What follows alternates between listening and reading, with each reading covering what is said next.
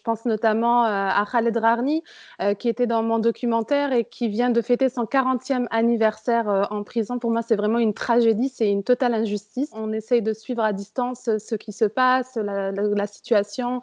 Est-ce qu'il y a des développements? Est-ce qu'il va sortir bientôt de prison? Lui et bien entendu, on pense à tous les détenus d'opinion, mais la pensée est vraiment pour Khaled en ce moment. Vous aviez rencontré, Khaled Drareni, journaliste, hein, c'est notre correspondant, le correspondant de TV5 Monde. On regarde, on vous retrouve juste après.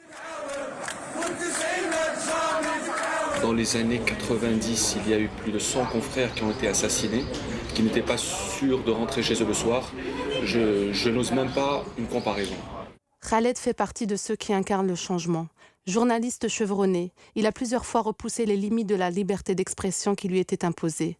Et cela lui a même coûté son emploi en 2014, quand Sellal, Premier ministre de l'époque, venait défendre le bilan de Bouteflika, qui briguait un 4e mandat. Comment expliquez-vous, M. Sellel, que depuis 2004 et 2009, ça a toujours été la promesse, celle de donner le pouvoir aux jeunes? Comment expliquez-vous qu'en 2014, les jeunes...